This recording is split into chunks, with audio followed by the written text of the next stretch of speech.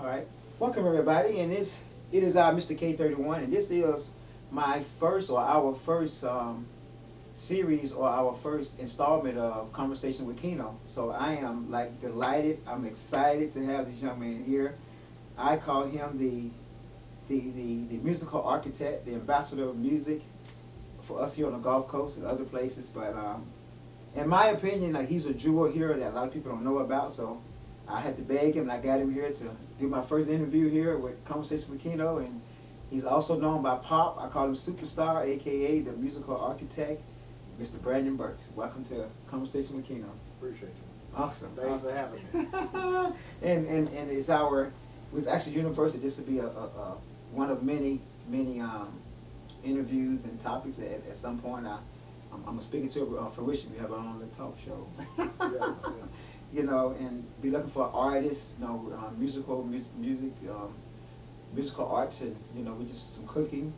We can be doing some of everything. But enough of the blah blah blah. We're gonna go ahead with the introduction. So can you tell us a little bit about yourself and let the people know who is Pop? Well, Pop is a family nickname that I grew up with. Birth name Brandon Burks. I got Pop when I was probably about just a few months old. Okay. That's a little family name. A lot of people know me by Pop personally, but that's not name I use on a professional level. But Okay. Grew up in Gulfport, born and raised in Gulfport, Mississippi. I'm the youngest of 8. Okay.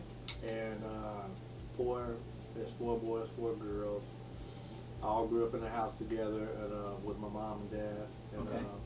my dad, retired military and also a drummer. Okay. And my mom, she's retired from work and she's a gospel singer and she plays piano and organ. So I grew up around music most of my life. Awesome.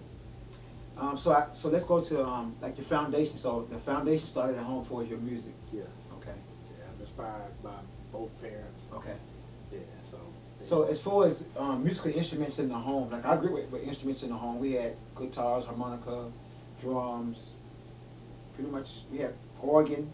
So what kind of instruments that you grew up in within the home? Pretty much everything that you just named. They bought a piano, drum set, keyboards, organ, guitar, and then my daddy would be in different bands. Okay. Local bands and stuff they would play out, so they would always have their instruments in there, and then they may take a break or something, so they got guitar, bass, drum. Yeah. And I would go in and mess with them sometimes while they on their break. Nice. So with your so as for some of your past, let's say I'm not gonna say projects, but maybe some of your past experience as far as in the music you did any projects in the past or any childhood bands or anything when you grew up? You have any? Yeah, I was talent shows, you know? Oh man, now that's them some stories. Yeah, I was in multiple like groups, like singing groups. Okay. I was in a few of them, man. It was okay. I learned so much from being in them. To think about them right now, it tripping me out. Yeah. Even in my experience with because I did a project matter of fact, that's how I met you. I met you in 2001. I was doing I was in the process of doing a project, and at the time it was a group called Into Jesus, and of course I wrote, produced, and played on everything but one song, and that's how I got introduced you by a young man by the name of Blaine Ashley. And yep. And then when I first met you, I told you already. I said, bro, we gonna we gonna hook up. You somebody that. And here it is.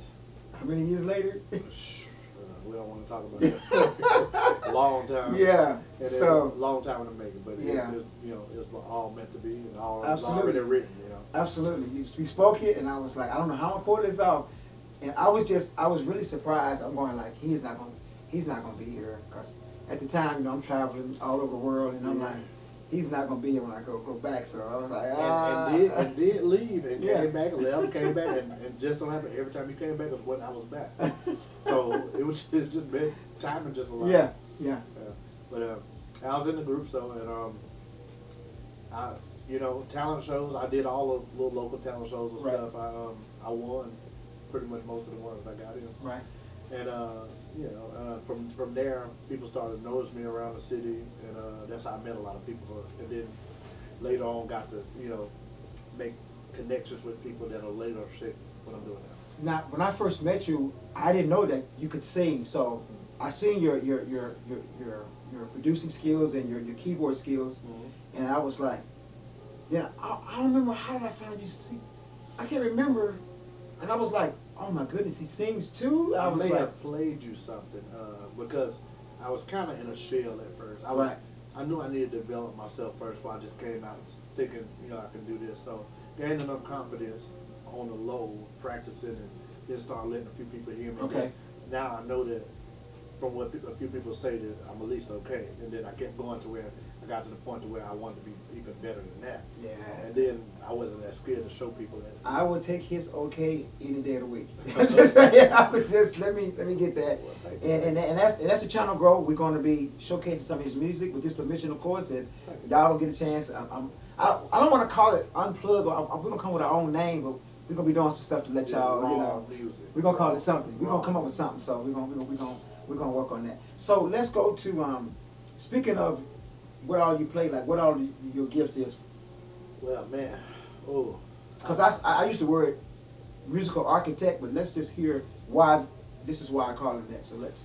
Right. So some of the stuff I named, certain people may differentiate them in a different way, but they are different instruments. Like I play piano, but then I play keyboard, which is also a different instrument than a piano, but they are very similar. Guitar, drums, drum machine. I play. It's weird to say, but I could play the kalimba. Yeah, I mean, because you're a percussionist for sure. Yeah, percussionist for sure. I actually started doing that first. Yeah. I started playing drums first before they bought the piano. I was playing drums first, and then they bought the piano started. I can definitely concur and attest to the piano and keyboards. They're two separate because I grew up on the piano, upright piano. You're a man on it too. And the weight of the keys, and even though I have my weighted, matter of fact, this is a weighted Juno behind me, which I really like the Juno by Roland, and I got a couple of other keyboards, but it's just a different feel. It's a different feel. I can't even, the strings, I just can't. There's no comparison to the piano feel versus a keyboard or organ, which is also something else I play. Exactly. But they're all keys, it's just the piano is just something else. So. And as far as your vocals? Yeah, man. Like when did you know, what was that moment that you like, man, I can actually sing, or what? Okay. Did somebody tell you? So it's weird that, like I told you earlier, my mom sings, but I have 4 sisters that she was training them on how to sing, but she didn't really show the boys. But I would watch. I wanted to, but she didn't think. I guess she didn't feel like we wanted to do it. But I was interested. I just would watch her show them. Okay. So not telling her that I was interested. I would go practice on what I heard her telling them. Okay. And I would go try to do it myself with the piano and try to tune my voice and stuff. So I started writing songs.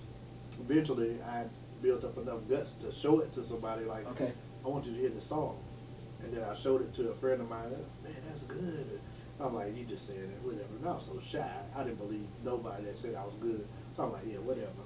So I just took it like, man, they just talking. So eventually, the first time was when people was asking me, you want to get in a group with us? And then I felt like, okay, they want me for a reason, but maybe they just want to add me just to add to the number. I was always just shutting it down, like, they don't want me because of that. But then eventually, hey, why don't you sing the verse? And I'm like, you just want to see if I can sing. Right. It was always like, to me, they're testing me. It's never like they want me to do it because I'm good enough. I always felt like they would just want to see if I can do it. Okay. But then eventually, entered a talent show, and I sung, and then I saw how they reacted to me, and I won that talent show, so that let me know it must be something to it. Okay. So, I'm looking at the time right now, so there are so many layers to hear because there are so many layers to hear. So with your permission, I actually want to take our time. It may be a few episodes that we could get because I don't want to go too fast. Right. Because there's a lot.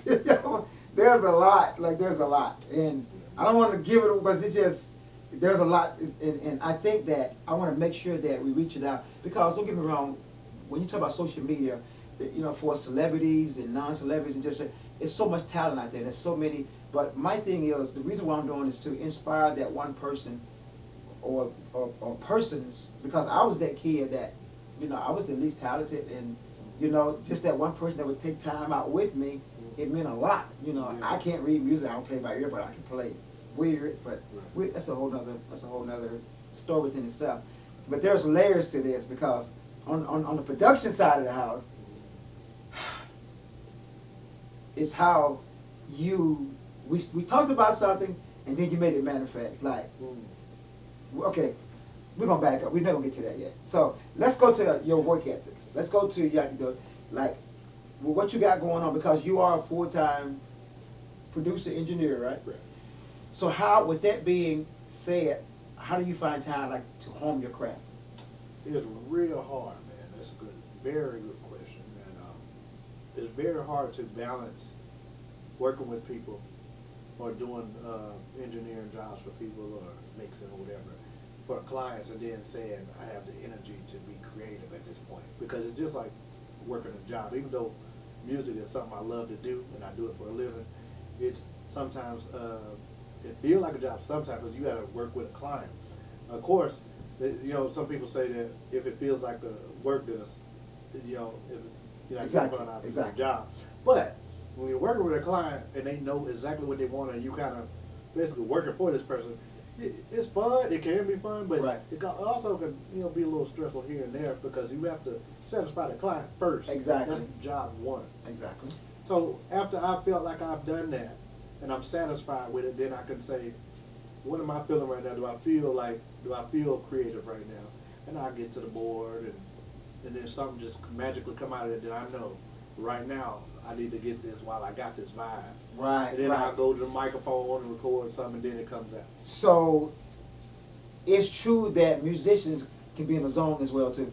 Oh, you have to be. Every music period, whoever doing it, you got to be in the zone. Right. You can't even make it without a zone. Exactly. If you do, it's probably not going to be as good. Okay, I got you. Yes, sir. So even with that, and like you're saying, the time to be creative, you're working with a client, because then you could almost say like you also your own accountant, because you got a budget to work with as well, and versus what the client want versus what their budget is. What their budget is, yeah. Because when you start talking about studio, you can run. It can be very costly. Depends on what degree they want something versus you knowing what it is and they're being indecisive. Right. It's yeah, that's very true. It's like this. Whatever this person says, you gotta find a way to facilitate whatever it is. Okay. You know. Gotcha. And it's just like that. It's like whatever it is, you have to find a way. Okay. And that's important. So we're gonna go to responsibilities as a gatekeeper of music. I feel every producer, musicians and producers, as well as vocalists, because it goes on and on, but I feel that there's a responsibility to pave it forward even to the youth, because a lot of the youth unfortunately don't have a choice of what they're listening to because of their parents. Because I notice here on the Gulf Coast, I see small kids in the back of these cars just booming a lot of music that's like, it's not, because I grew up on jazz, I grew up on classical, I grew up on bluegrass, I grew up, now, don't get me wrong, blues is a little bit different, but I grew up on that. Of course, I grew up in the church, and then we get a chance to travel. I got into reggaeton, bachata, salsa, and of course, going over to Africa. So I've been very diversified, and just so happened, it blew me away when I was, because my kids are grown now, and I get to ride with them. I'm going like, oh my goodness, you listen to that? They're like, yeah, like I like that. They grew up on it, but they had options, and of course they like the hip hop as well too. But they're very diversified. But do you feel a responsibility as a producer and as a engineer and an architect of music to pave some of that, the theory and some of the other? Job one. It is hard to do because it's hard to bridge a gap between what's relevant to them versus what they probably should know. Because to them, everything that they hear on the radio is being played, that's it. And then the other stuff is the least of what they think they need or feel like it has value. They feel like this is it and that is not it. Whether it was the foundation of all that or not, they feel like this is what it is. That junk is old and ain't no good no more. When that is the foundation of how all this started, but it's been transcended into something else. And they don't even care. They don't even care. So you know what? We're gonna stop here, and because it's getting good, we're gonna come back with the next episode. We're gonna finish off on what we're talking about, the responsibilities. Once again, this is Conversation with Keno, and we have our guy Mr. Brandon Burks here, and this is Conversation with Keno. If you would please hit that subscribe button, please share us and help this channel to grow. See y'all next time, okay? Thanks. Be great.